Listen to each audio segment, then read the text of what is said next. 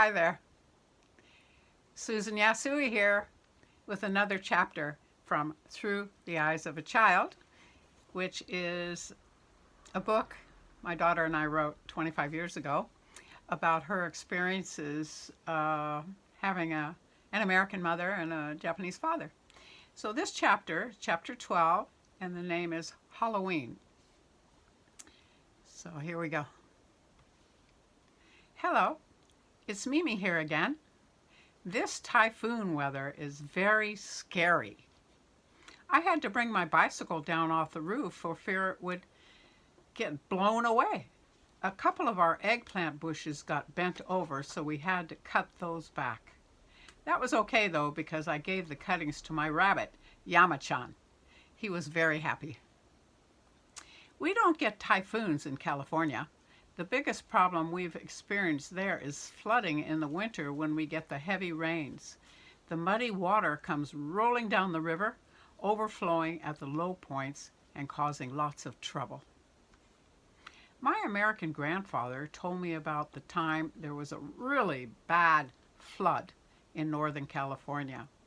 His whole town was underwater and they all pitched in to help each other. One neighbor's house was built over the creek, so when the flood came, it washed the house right down the hill and into the water. When the house finally stopped moving, it was knee deep in mud. So the men started shoveling the mud while the women tried to salvage what household items they could. It was still a few days before the water drained off the road out of town. My grandfather remembers everyone getting together for a big spaghetti feed at his house the night before everyone went back to work. The shock of the damage done by the flood was starting to turn to thankfulness, though, that no one's life was lost. They also felt they had fought a battle together and won. A newspaper ran an article that showed a picture of my grandfather rowing his canoe out of the town. The story said that he was going out to buy milk for the young children stuck in the town with their parents. But my grandpa said that he was really going there buying more wine for the adults at the big spaghetti feed. I'm sure he bought milk too, but my grandpa said that everyone got a good laugh when they read that article in the newspaper. That rainstorm was in the winter though. We don't have summer rains in California. It gets hot, but it is a dry heat. I wonder if that is why the zucchini on my roof here isn't doing very well. Maybe there is just too much rain in the summer. People get surprised at our roof garden. We also grow cherry tomatoes, green peppers, hot peppers, cabbage, cucumbers, and most surprisingly, we have a rice field up there. It's not a field, it's on a roof, but we call it our rice field. We just harvested our little bit of rice and are waiting for it to dry so we can remove it from its stalks and eat it. There is no rice thrashing machine here in our city house, so my dad said we'll rub the kernels between our hands to get the husks off. We can probably get one rice cooker full of the Yasui family roof farm rice. When my dad was a boy, he and his friends used to look forward to the high piles of rice straw that would get left behind in the fields.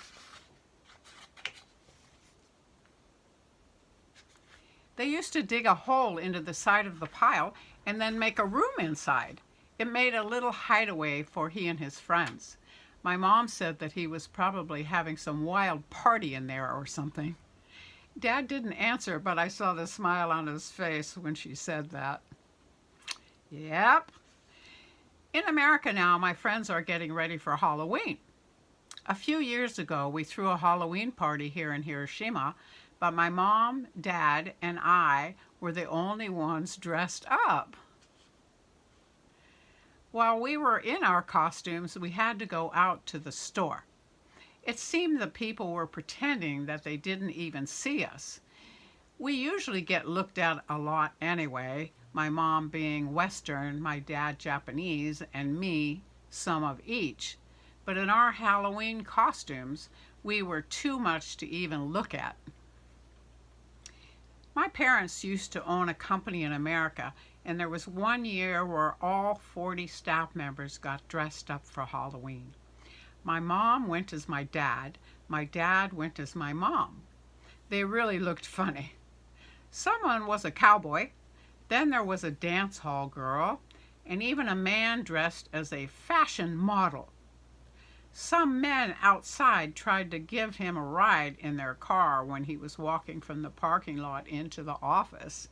That's because he looked like such a gorgeous woman. Anyway, someone was a hunchback from a movie, and someone else was a famous rock star. I went in my pajamas and slippers with my hair in curlers, carrying my teddy bear. I got the prize for most natural. The prize for the most unusual went to a man who called himself the bathroom wall. He had cut a hole in the middle of a bed sheet and put it over his head after writing several bathroom wall messages on the sheet with a felt pen. Oh dear. When my mom was in junior high school, she went out trick-or-treating for the last time. She had a much younger brother and sister that she took with her. What happened, though, is that she dressed up with lots of makeup and a fancy hairstyle and adult-looking clothes. She carried a big pillowcase to carry back all the goodies she expected to get. To her surprise, the people who answered the doors thought she was the mother of her younger brother and sister. She looked so mature, all dressed up. Then she was too embarrassed to bring out her bag and say trick or treat.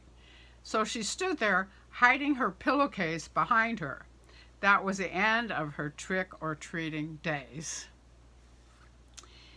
We also have very large pumpkins that we carve out and cut faces into so that the candlelight shows through at night and looks scary.